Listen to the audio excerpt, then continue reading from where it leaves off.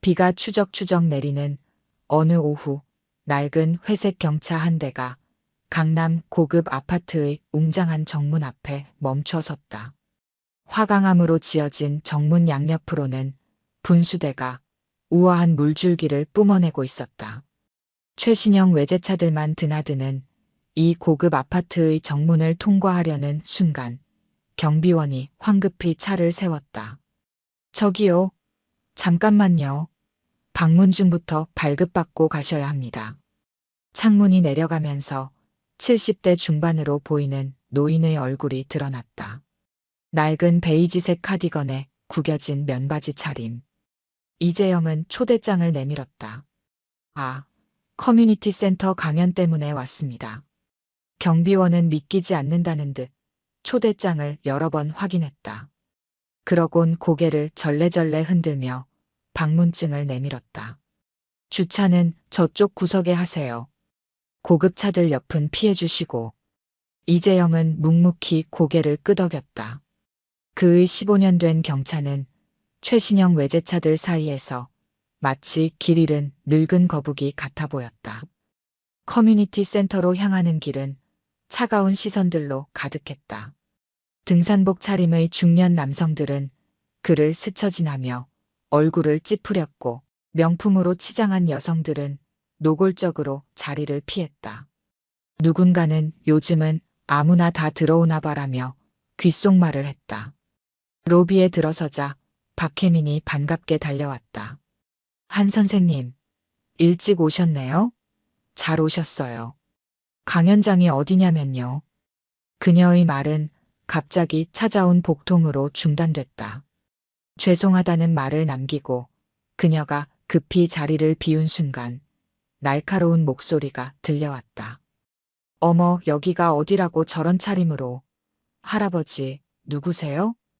고급스러운 샤넬 정장을 입은 50대 중반의 여성이 그를 위아래로 훑어보았다. 아파트 주민 대표 한미숙이었다. 죄송하지만 청소는 강연 끝나고 하셔야겠어요. 지금은 중요한 강사님이 오시기로 했거든요. 제가 강연자 이재영입니다. 순간 로비가 조용해졌다. 한미숙의 눈이 크게 떠졌다가 이내 경멸로 가득 찼다. 말도 안 되는 소리. 우리 커뮤니티에서 강연을. 그녀는 비웃음을 날리며 핸드백을 흔들었다. 당신같이 허름한 사람이 무슨 강의를 한다는 거죠? 여기가 시골 경로당인 줄 아세요? 주변에 있던 주민들이 수군거리기 시작했다. 한미숙은 더욱 기세등등해졌다. 경비실에 전화해야겠네요. 여기가 어떤 아파트인 줄은 알고 계시나요? 우리 주민들이 얼마나 고급스러운 분들인데. 이재영은 잠시 그녀를 바라보았다. 그의 눈빛은 슬픔보다는 연민에 가까웠다. 죄송합니다. 제가 이만 가보는 게 좋겠군요. 한 선생님. 안 돼요. 황급히 돌아온 박혜민이 그의 팔을 잡았지만 이재영은 고개를 저었다. 아파트의 품격을 생각하시는 모양이니 제가 물러나는 게 맞겠소. 그가 돌아서는 순간 한미숙의 승리에 찬 목소리가 들려왔다. 다음부터는 이런 실수 없도록 해요. 처음부터 이상하다 했어. 비는 여전히 내리고 있었다. 우산도 없이 비를 맞으며 주차장으로 향하는 노인의 뒷모습은 쓸쓸해 보였지만 어딘가 모르게 위험이 서려 있었다. 그의 낡은 경차가 정문을 빠져나가는 동안 아무도 몰랐다. 저 허름한 노인의 정체를. 그리고 오늘의 이 작은 오해가 얼마나 큰 파장을 불러올지도. 이야기가 진행되는 동안 마음이 부글거리시는 분들은 댓글로 표현하며 다른 분들과 소통해 주세요. 오늘은 웨지우드 골드 컬렉션으로 준비해봤어요. 한미숙은 200만 원대 티세트를 테이블 위에 정성스럽게 놓았다. 에르메스 데코르 컵받침 위에 놓인 찻잔에는 증기가 모락모락 피어올랐다. 프랑스산 마카롱과 벨기에 수제 초콜릿이 도자기 플레이트 위에서 보석처럼 빛났다. 라듀레의 장미향 티백을 우리는 동안 그녀는 손목의 까르띠에 시계를 살짝 내보였다. 말도 안 되는 일이었죠. 그 허름한 노인이 우리 아파트에서 강연을 한다니. 한미숙은 18K 골드 티스푼으로 마카롱을 우아하게 집어들며 말했다. 우리 레미안의 품격을 지키는 게 대표로서 제 의무니까요. 커뮤니티 센터 로비에 모인 중년 여성들은 그녀의 말에 격하게 동조했다. 샤넬 트위드 자켓을 입은 여성이 티잔을 들어올리며 물었다. 그래도 박 담당자가 모셔온 분이면 뭔가 있지 않았을까요?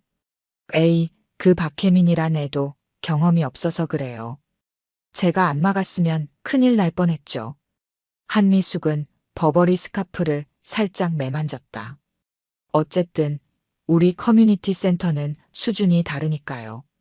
티타임이 끝나갈 무렵 그녀는 루이비통 다이어리를 꺼내 다음 모임 일정을 확인했다. 다음 주에는 프랑스 고급 디저트 전문점에서 공수한 에클레어로 준비할게요. 기대하세요. 최신형 벤츠를 몰고 귀가하는 길, 한미숙은 거울에 비친 자신의 모습을 바라보았다. 완벽한 메이크업, 발렌시아가 재킷, 목의 반짝이는 쇼파드 목걸이. 그녀는 만족스럽게 미소 지었다. 집으로 돌아오자 남편 최상민이 소파에 널브러져 있었다. 에르메네질도 제냐 수트는 구겨져 있었고 넥타이는 풀어진 채였다. 여보, 내가 왜 이렇게 피곤한지 모르겠네.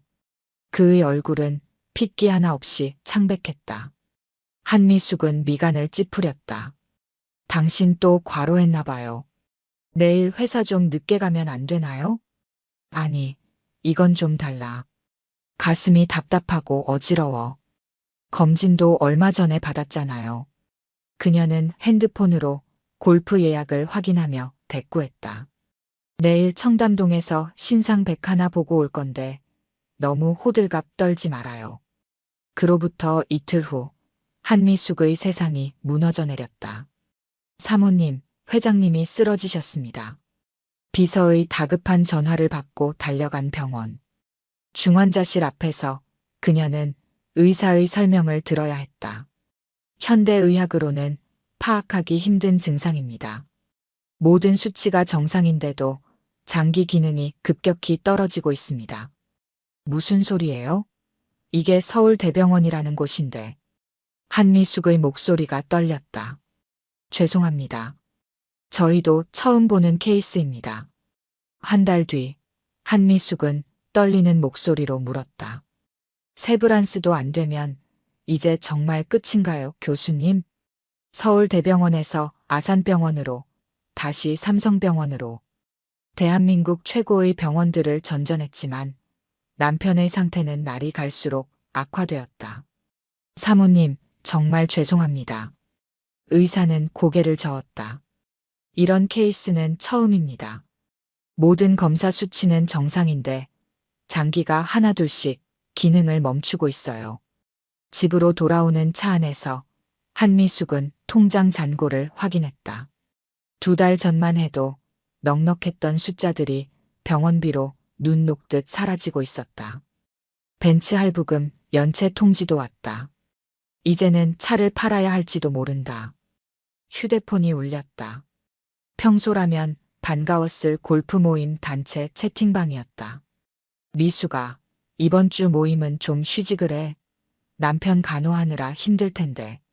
친절한 척하는 메시지 뒤에 숨은 냉담함이 보였다. 평소 그녀가 하던 대로 이제 그들도 수준이 떨어진 사람을 슬그머니 멀리하고 있었다. 한숨을 쉬며 커뮤니티 센터를 바라보았다. 한 달 전만 해도 웨지우드 티세트로 티타임을 즐기던 그곳이 이제는 너무나 낯설었다. 주차장 구석의 허름한 경차가 눈에 들어왔다. 문득 그날의 노인이 떠올랐다. 당시의 자신이 얼마나 오만했는지를 깨닫자 부끄러움이 밀려왔다. 그 한의사 선생님 말씀하시는 거죠? 맞아요. 정말 기적 같은 일이었대요. 병원 대기실에서 간호사들의 대화가 귀에 들어왔다. 한밤중 중환자실 복도에서 우연히 들은 이야기였다. 기적의 손이라 불리는 한의사가 있다는 것. 현대의학으로 치료할 수 없는 환자들을 고쳤다는 이야기였다. 하지만 미수가 동네 한의원이라면서 그것도 좀 허름한 곳이래. 괜찮겠어? 친구의 만류에도 한미숙은 그 전설의 한의사를 찾아 나섰다. 이제 그녀에겐 체면이고 자존심이고 아무런 의미가 없었다. 남편만 살릴 수 있다면 뭐든 할 작정이었다. 일주일의 수소문 끝에 마침내 위치를 알아냈다. 도시 외곽의 오래된 주택가. 좁은 골목 안쪽에 자리 잡은 낡은 한의원이었다. 어서 오십시오. 문을 열자 들려온 목소리에 한미숙은 얼어붙었다. 그날의 그 노인이었다. 허름한 카디건을 입은 채 차분하게 차를 마시고 있는 이재영을 보는 순간 그녀의 다리에서 힘이 빠졌다. 선생님은 그날의 이재영은 고개를 들어 그녀를 바라보았다. 그의 눈빛은 그날처럼 평온했다. 아, 그날 그 주민 대표님이시군요. 한미숙은 그 자리에서 무릎을 꿇었다. 눈물이 걷잡을 수 없이 흘러내렸다. 죄송합니다. 정말 죄송합니다. 제가 그때 얼마나 어리석었는지. 그녀의 어깨가 흐느낌으로 떨렸다. 제발, 제발 남편 좀 살려주세요. 뭐든 하겠습니다. 이재영은 천천히 찻잔을 내려놓았다. 깊은 한숨과 함께 입을 열었다. 사람의 생명은 돈과 권력으로 살 수 있는 게 아닙니다만. 이재영은 한참 동안 무릎 꿇은 한미숙을 바라보았다. 그의 눈에는 분노도 원망도 없었다. 다만 깊은 연민이 서려 있었다. 왜 사람을 겉모습으로만 판단하십니까? 예상치 못한 질문에 한미숙은 고개를 들었다. 눈물로 번진 화장이 얼룩져 있었다. 앞으로 제가 남편을 치료하는 동안 당신도 치료를 받으셔야 합니다. 마음의 치료를요. 무슨 의미이신지. 매일 아침 일찍 오셔서 한약을 다리는 일을 도우셔야 합니다. 그리고 저와 함께 왕진을 다니면서 진짜 삶이 무엇인지 보셔야 합니다. 한미숙은 잠시 망설였다. 하지만 그녀에겐 선택의 여지가 없었다. 고개를 끄덕였다.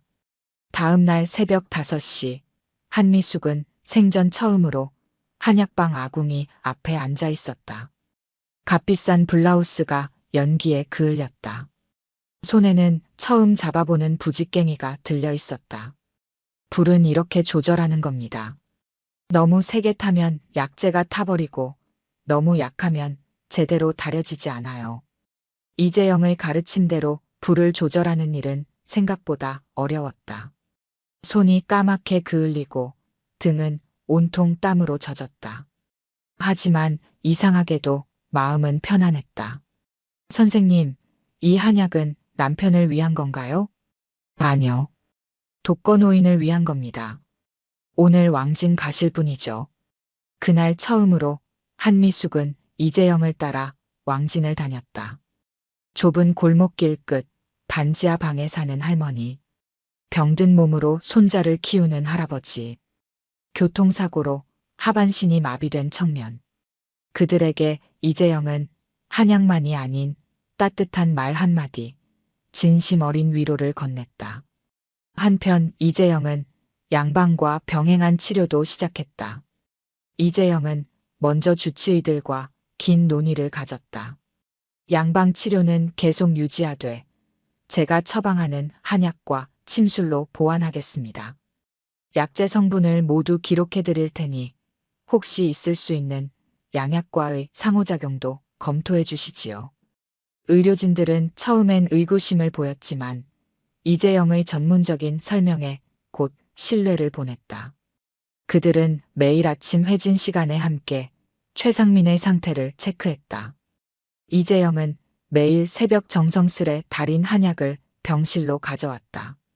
일주일에 3번은 침술도 시행했다.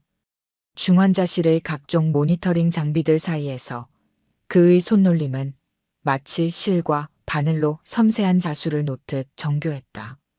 이 경혈점들이 모두 막혀 있군요. 스트레스로 인한 기의 정체가 심각합니다. 한약은 일반적인 보약이 아닌 최상민의 상태와 복용 중인 양약을 고려한 특별 처방이었다. 은행잎과 산수유로 막힌 기를 풀어주고 환기와 감초로 심장을 보호하며 오미자와 구기자로 폐 기능을 강화하는 등 세심하게 배합된 약재들이었다. 3주가 지날 무렵 놀라운 변화가 나타났다. 최상민의 폐 기능이 회복되기 시작했고 심장 수치도 정상으로 돌아오고 있었다. 양방 약물의 효과가 한방 치료로 인해 크게 증진된 것이었다. 사모님, 회장님 상태가 호전되기 시작했습니다. 이런 경우는 처음 봅니다. 한미숙은 전화기를 들고 눈물을 흘렸다. 이재영은 그런 그녀의 어깨를 토닥였다. 이제 진짜 치료가 시작된 겁니다. 몸과 마음이 함께 치유되어야 진정한 회복이 이루어지는 법이지요. 일주일이 지났다. 한미숙의 손은 이제 약재 냄새가 밴 투박한 손이 되어 있었다. 매일 밤 남편의 곁에서 간호를 하면서도 그녀는 아침이면 어김없이 한약방을 찾았다. 여보, 당신이 이렇게 변할 줄은 몰랐어요. 최상민이 희미하게 웃으며 말했다. 그의 안색이 조금씩 나아지고 있었다. 저도 몰랐어요. 제가 이런 사람이었다는 걸. 한미숙은 남편의 손을 잡았다. 미안해요. 그동안 당신 마음은 생각하지도 않고 겉모습만 신경 썼죠. 아니에요. 나도 바빠서 당신 마음을 몰라줬잖아요. 부부는 처음으로 진심 어린 대화를 나눴다. 병실 창 너머로 떠오르는 아침 해가 따스했다. 한 달이 지났다. 한미숙의 옷장에서는 명품들이 하나둘 사라졌다. 대신 봉사활동을 다닐 때 입는 편한 옷들이 채워졌다. 그녀는 이제 이재영을 따라다니며 만난 어려운 이웃들을 돕는 일에 재미를 붙였다. 사모님, 이제 조금 아시겠습니까? 어느 날 이재영이 물었다. 네. 이제야 조금 알 것 같아요. 제가 얼마나 어리석었는지. 한미숙은 잠시 말을 멈췄다가 이어갔다. 그런데 선생님, 궁금한 게 있어요. 어떻게 이렇게 사람의 마음을 꿰뚫어 보시는 거죠? 이재영은 잔잔한 미소를 지었다. 오랜 세월 사람을 보아왔지요. 병은 몸에만 있는 게 아닙니다. 마음이 병들면 몸도 병들고 마음이 치료되면 몸도 따라서 낫는 법이지요. 그날 밤 한미숙은 오래된 앨범을 펼쳐보았다. 허름한 옷을 입고도 행복해하던 젊은 시절의 자신과 남편. 언제부터 겉모습에 집착하게 된 걸까?